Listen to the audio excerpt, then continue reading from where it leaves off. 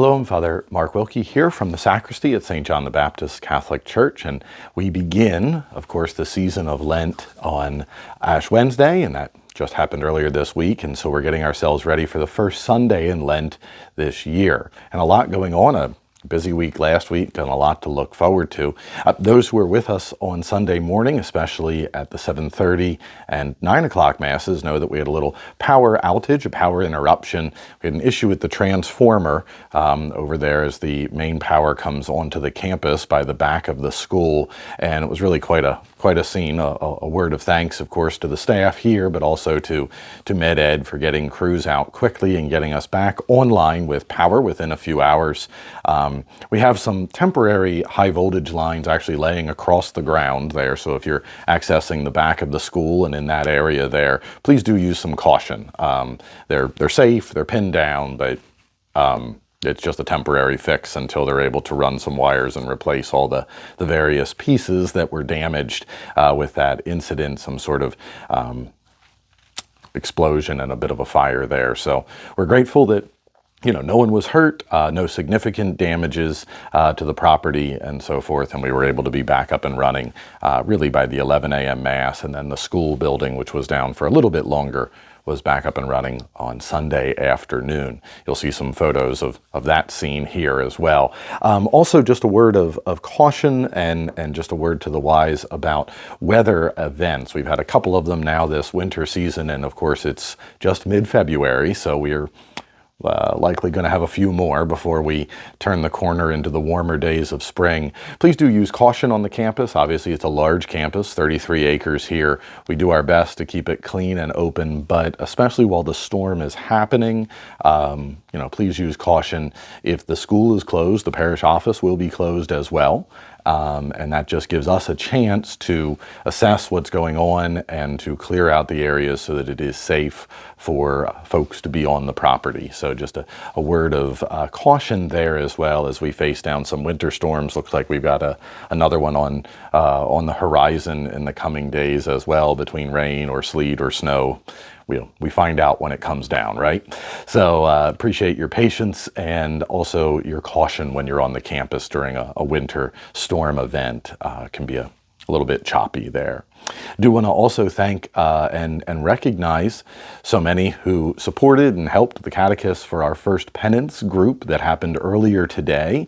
Moms and dads as well as catechists, a wonderful group of second graders preparing for Holy Communion in the spring, but of course the sacrament of penance here as we begin the season of Lent to prepare them and help them to be ready to receive the Lord in the Eucharist in just a few weeks. So do keep them in prayer. As we think about sacraments as well, this weekend on Sunday morning at the 9 o'clock Mass, our catechumens and candidates will be enrolled in the Book of the Elect and recognized, accepted. And so a wonderful event, really, for those who have been in our RCIA classes, discerning, becoming Catholic, and we've been praying with them for various rites. As Lent continues, we'll have our scrutinies at the 9 a.m. Masses, and we'll talk a little bit more about them. But this first Sunday of Lent, we enroll the catechumens in the Book of the Elect, and we recognize our candidates for the sacraments.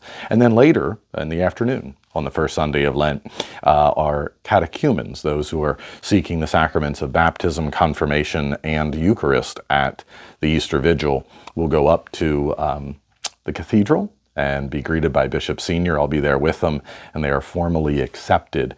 That's a beautiful ritual where the bishop himself stands in the place of Christ, calling them forward in this important season of Lent to be prepared to receive those sacraments. A handful of other things going on, of course. It's the Lenten season, so we have stations each and every Friday. We have at 7 p.m.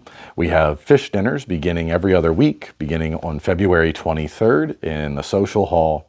We also have those additional opportunities for personal prayer, for fasting and almsgiving, and I want to encourage those acts during these days of Lent.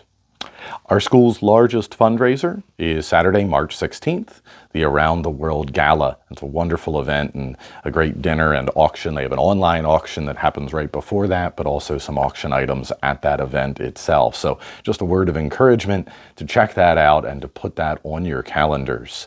Coins for Life begins this weekend as well, and 2 weekends for Coins for Life to support the Women's Care Center of New York, as well as the Rachel's Vineyard post-abortion retreat program. So lots of opportunities to get involved with our community, to pray, to fast, and to engage these days of Lent.